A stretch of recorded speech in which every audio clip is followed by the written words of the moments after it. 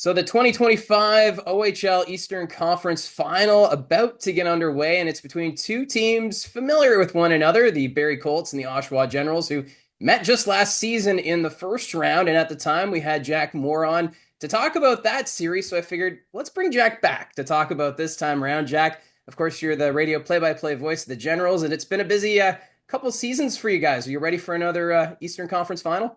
Yeah. I mean, you know what? It's crazy to think about it this time last year, getting ready for the series against North Bay, and then this year, the way the regular season ended, and then the way the second round started, it was okay. Well, we're not going to maybe make it to this point, and here we are. So a lot of resilience shown by the Generals, and I think that deep run last year, going to the finals, being injured, and no Punnett, no Buckley, no Seneca for most of that championship series really gave a lot of key insight and development for those young guys who are coming back this year as to what it takes to get to this point of the playoffs. And obviously, Barry's got the North Bay line going, and they're in their fourth Eastern Conference Final in 4 years, which is incredible. And Oshawa has Luca D'Amato, who's in his third Eastern or his third conference championship series. He played one with Flint. Now he's in his second with Oshawa. He also has a OHL Championship Series under his belt. So, two teams that definitely have the guys who know what it takes to get to this point of the playoffs, and it's going to be a lot of fun. Probably, it's funny, every round of this playoffs for Oshawa, you look at Brampton in the first round, it's like, hey, at the beginning of the year when they made the Carson Rakoff trade, you're thinking, okay, this is going to be the Eastern Conference Final is Oshawa against Brampton. And then you saw the way Brantford played down the stretch of the season, and you thought, okay, maybe it could be Oshawa Brantford in the Eastern Conference Final. But I remember leaving that first round series last year against Barrie, who in the Eastern Conference definitely gave Oshawa the most fits. Like they were the most difficult opponent. I know they went seven against North Bay, but two overtime games in there with I think it was six combined posts in those two overtimes for Oshawa, where they were a quarter inch away from ending the series in Game 5 and Game 6, or Game 4 and Game 5, and then pulling it out in seven. But Barrie was just such a tough opponent that everybody left that first round and was like, that team's going to be good next year. And the goal last year for Oshawa was playoff experience to get ready for this year.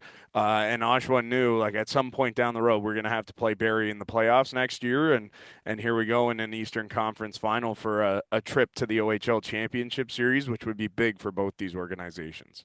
And I think it was back New Year's Eve when Oshawa was in town. You and I were having a chat, and we were figuring, these two teams, they just seemed destined to meet in the playoffs. We didn't know which round it would be, maybe second or conference final, but here we are. And it's just this rivalry that sparked from the playoffs you just talked about last year just adds that whole other element that, these two teams familiar with one another. And there's, a little bit of a grudge going on here between the Colts and the Generals.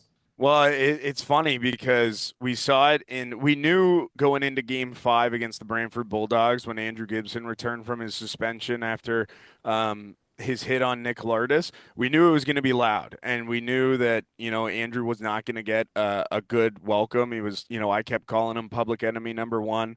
Ends up scoring the game winner, which is great for him. But a guy who's kind of played that role his whole career is Kayshawn Aitchison, no matter what building he goes into. And definitely last year in the playoffs sparked some of that in Oshawa, and it carried over to the regular season this year. Two games in Oshawa, and there were deafening boos for whenever he touched the puck. And I remember we played a game at home against Barrie, and a couple nights later we were in Peterborough, and I was talking to an NHL scout, and he was asking me about Kayshawn Aitchison, and I said, he's the guy who, if he's on your team, you love him, and if you play against him, you hate him. But when you have a personality like that, a personality like Beckett Senica, we saw their combative battles in the regular season, it just makes for a lot more fun, intriguing storylines for us to talk about through the course of a postseason, and through a seven-game playoff series.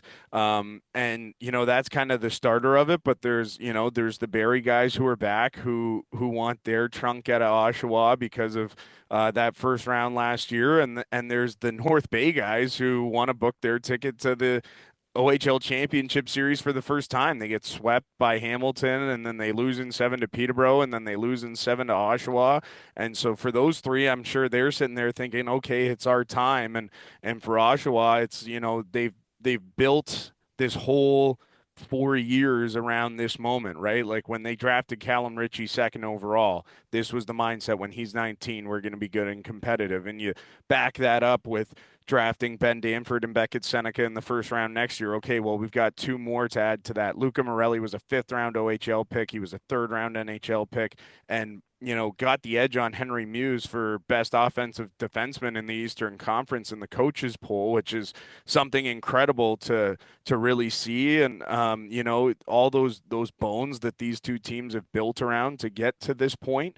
And then, you bring in the players for Oshawa, Colby Barlo, you bring in Andrew Gibson, Ethan Martin from Windsor. You get Noah Powell and Simon Wang commits when he, wasn't going to come because he was an NCAA guy, but the rule changed, so he gets to go in there. And then you see how Barrie loaded up and, really hit on their two imports in Hemming and Eliason, and then bringing in those North Bay guys and Brad Gardner as well from the Ottawa 67s. A lot of really key acquisitions here for both teams, and really both know what's at stake here. And I think both teams realize the magnitude of what this could do for their organizations. And I think the one thing that really stands out for both the Colts and the Generals is the depth. And you touched on it with the acquisitions that both these teams have made, and with that focus being on a deep playoff run. And now we've got these two teams that are ready to battle it out over the 7 game series. Yeah, I kept saying this, through the playoffs with Barrie when people are, Niagara kind of gave them fits in the first round, even though they won that series in five, and then Kingston pushes them to the brink, and they're a really good team, and they, spent a lot at the deadline to get to that point and get into a game seven in the second round to try and get to an Eastern Conference final. But what I kept going back to with Barrie is like when you have an NHL first round pick as your third line center, your team is incredibly Mhm. deep. And, and not only that, he's a first round, Cole Baudouin's a first round pick. He's a world junior player. He's an 18-year-old, so he's eligible to go back to the world juniors next year.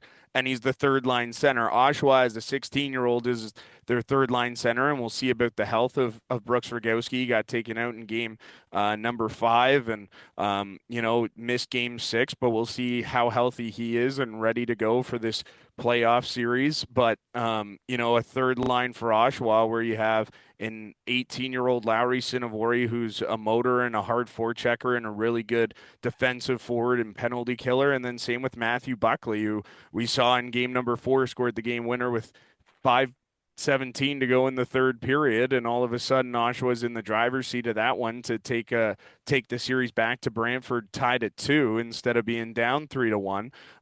So really two third lines that can burn you. Both teams like to play their fourth line. All six defensemen have something to say about this series. On both sides, like the depth, the goaltending on both sides has been phenomenal. Yeah, really, like when you look at it, these might be the two deepest teams in the Eastern Conference, and really no surprise when you get into long drawn out playoff series that those are the two teams that kind of come out on top. And for the Barrie Colts, there's been a lot of focus too on the goaltending with Sam Hillebrandt and Ben Horebic. But with the Oshawa Generals, a veteran goaltender like Jacob Auster, he's been now setting some franchise records for a team that's loaded with history. Talk a bit about Jacob Auster and what he means to this team going forward. Well, you saw a glimpse of it right when he was 18 and Oshawa made the move at the deadline. He comes in from the Guelph Storm, and the first game for Oshawa after that trade was in Kitchener on a Friday night. It was broadcast nationally on TSN, and you're like, okay, well, he's comfortable with this building. He knows this building, probably going to see him here. And Oshawa ends up going with Carter Bickle, and they win that game surprisingly over Kitchener at that point. Where those two teams were. But then the next night in Erie, Jacob Oster, I think he stopped 25 at 26. He had 3 shutouts in his first 7 games as an Oshawa General. And it was, okay, we might have a guy here. And the end of that season kind of slipped away from Oshawa. They lost in 5 games in the first round to Ottawa. And then last year, kind of dug themselves a hole early. Not a great start to the season. They were in ninth place early December, and it wasn't looking like it was going good. But Connor Lockhart comes in from Peterborough. Callum Ritchie's back from injury, and all of a sudden the Generals get hot, and Jacob Auster wins OHL Goaltender of the Year. He played 60 games a year ago, plus 21 playoff games. So there's no lack of experience, but to be one of six goaltenders in the history of the OHL, to have 100 wins in your career, and then to top that off with being the all-time winningest playoff goaltender in the history of an organization which has a long storied history is pretty impressive. And it's a guy who wants to compete. Like, I remember last year we were talking, he got a night off during a 3-3, and I think it was his first game off, maybe his second game off of the season. And I said, "Hey, you get a night off? Like, what's going on here?" And he's like, "If we played 4-4, I want all four of them." Like, that's the mindset that he has. And he's a competitor. He definitely has had his struggles in the playoffs so far, but down the stretch of that series against Brantford, the last four games, he had a 181 goals against average and a 932 save percentage. And the only reason he wasn't the goaltender of the week is because of what Jackson Parsons was doing for the Kitchener Rangers that last week of the second round of the playoffs. So yeah, like, Oshawa is and goes as far as Jacob Oster takes them in net. And, as an older guy, overager who's played a million games in this league, he really understands what this is. And same story for him as everybody else. Like, there's some bad blood about getting swept in the OHL final and people seeing them as not competitive. Well, they want to show that they're ready to go, because you finish off the playoffs last year, and the stat comes out that Oshawa was 1-7 in their last eight playoff games, right? They get three Mhm. losses to North Bay in a row. They win game seven and then four straight to London. But that was a team that won 20 of the last 22 before that 1-7 stretch. So, it really goes back to nobody cares what you did until, unless you win the last game of the season. And I think for Oshawa, they're in that mindset this year of nobody cares about all of this unless we win the last game of the season. So that's their mindset here, and they've done a good job against two really tough opponents in the first round, and they know it's only going to get tougher from here. And in that final against the London Knights, the Oshawa Generals, of course, were missing the services of Beckett Senica. And that just goes to show how important he is for this team. And he's continued that even this season in the playoffs. Yeah, I mean, well, I think you saw the playoff run last year from Beckett and really elevated his draft stock. I think people thought of him as a mid, maybe late first rounder, but what he did when he did play in the postseason last year, everybody kind of looked at and said, okay, well, maybe this might be a better guy. And, there were rumors swirling he's going to creep into the top five. Maybe Montreal likes him at number five. And then Anaheim shocks everybody, including the Senecas, that he goes third overall. And, he's really finding his way here. I think for Beckett, a lot of this regular season has been finding a way to play the right way. He has his big point nights. He has the incredible highlight reel goals. He's the most explosive player on the ice whenever he's on the ice. But his ability in the last month to just dump a puck in and go hard on a forecheck and throw a hit in the corner that we've really started to see. I think he's buying into that playoff mentality. And one of the conversations I had with Brad Malone down the stretch of the year when Oshawa was really struggling to score and their power play was just terrible in the last month and a half of the regular season. And talking about that, he said, you know what, playing playoff hockey in February and January isn't conducive to scoring 120 points.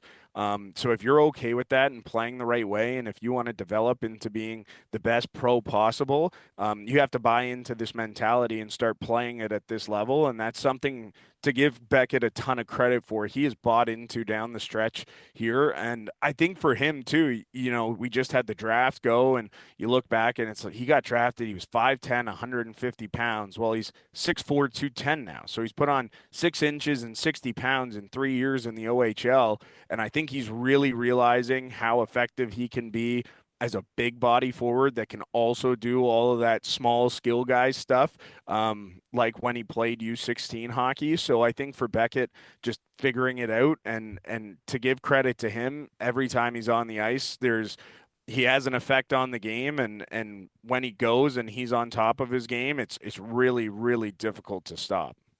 And at the beginning of the season, there was a lot of loading up of teams in the Eastern Conference. You touched on it with Carson Raykoff going to the Brampton Steelheads, the Colts picking up a player like Tristan Bertucci. But for Oshawa, the big acquisition was Colby Barlo, and it took Colby a little bit to get going with the Generals. But now in this postseason, we're really seeing what the Winnipeg Jets prospect is capable of with that offense. But it's more than just the offense, is it not? It is like it's so funny. I remember after New Year's Day, so the night after Oshawa was in Barrie, and the result didn't go the way Oshawa wanted in Barrie on New Year's Eve.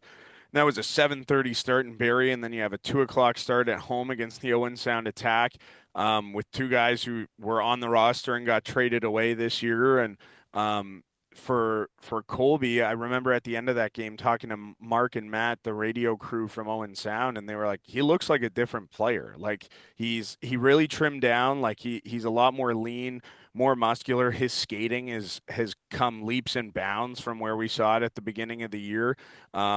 And then I think a lot of it is the unselfishness. Like there's been a ton of plays, and there was an overtime winner for Oshawa. I forget who they were playing, but Luca Morelli scored, and it was a cross ice pass from Richie off to Barlo on the near side. And everybody in the building knew he was going to shoot, and he just touched it back to Luca Morelli, who put it into an empty net. And I think that really just kind of proved the development and how he's gone moving forward and into his OHL career, and as a professional, like wants to play in the NHL next year for the Winnipeg Jets. I think we're really seeing the competitive two-way game. He kills penalties now, which he did not do when he got here. And I think the smarts and the hockey IQ have always been there for him, but the physicality and the ability to affect the game in so many other ways than putting up points and scoring goals is incredible. And when you think of Colby Barlow, you think of a pure goal scorer. But this year, in the playoffs, he has more assists than he has goals. I'm pretty sure the regular season he was pretty much even in those two categories. Like he is really rounded out into a complete player and really shown to be a key asset here for Oshawa in the first two rounds of the playoffs. And, when you get a chance to play with Beckett Senica and Callum Ritchie, you have a lot of success, but now we're seeing him have success on that second line with Owen Griffin and Noah Powell, and that's a line that can burn you too. So, yeah, really been impressed with what I saw the first 5 games from Colby, 6 games where he went without a point for the Generals, and then what we're seeing now into the playoffs. It really feels like a completely different player. Well, I feel like we're only scratching the surface with some of the talent on both of these teams, and just looking at on paper and where these teams have been in the playoffs so far, I get the feeling we're in for a pretty long conference final with these two teams. Yeah, I mean, I think you just look at this matchup and it's like, and Barrie kind of does the regular, you're never in trouble until you lose at home, and they were the home team in the second round and they won all 4 games on home ice. Oshawa was 1-2 in the first round at home, but they were 3-0 on the road, and then in the second round they were 3-0 at home, 1-2 on the road. Hadn't won a game all year in Brantford until game 5. And something similar here with Barrie. Oshawa hasn't won a game in Barrie regular season and preseason since the game 6 win last year to move on to the second round in the first round of the playoffs. So I think for both these teams, it's going to be tough physical. I think game 1 is, the result's going to go how the result's going to go, but it's going to be a tone setter for how this series is going to go. And if we're anything shy of 6 games, I will be the first one to admit that that would be the ultimate shock to me. Oh, no doubt. And Jack, thank you very much for coming on here. And I think we're going to be spoiled along with all the junior fans in the Eastern Conference. Yeah, you know what? I think just the OHL as a whole right now, you got a great, storied rivalry in the Western Conference Final. Kitchener and London, the only 200-point teams in the regular season. And then you get two teams that you kind of expect would be at this juncture of the playoffs at the beginning of the year in Barrie and Oshawa. And, there's going to be no shortage of great hockey to watch over these two series. And, whoever moves on to the four teams to the OHL Championship Series, there's going to be no shock there either. And, you're going to get a good series there as well. So, yeah, just enjoy it. And hopefully we get a good long series and we get some good battles, and we'll see how this thing goes. But it's going to be fun, and it's going to be a long time before this one wraps up, I think. So that's Oshawa Generals radio voice, Jack Moore. And yeah, this series is going to be something else with the rivalry from last year's playoffs carrying over into this year. I cannot wait to get this one underway. Game one will be Friday night. It is a different night for Barrie Colts on home ice. Typically, it's Thursdays and Saturdays, and in the playoffs, we'll see the odd Tuesday night. But yeah, game one Friday, 7:30 puck drops, Saddlein Arena. So yes, it's an odd night, odd time, plus Sunday evening at 6 p.m. That will be game number two. So it's going to be a ton of fun. Can't wait to call this one the Eastern Conference Final between the Barrie Colts and the Oshawa Generals. Let me know in the comments below your thoughts on the series. And don't forget to like and subscribe, and we'll talk to you again soon.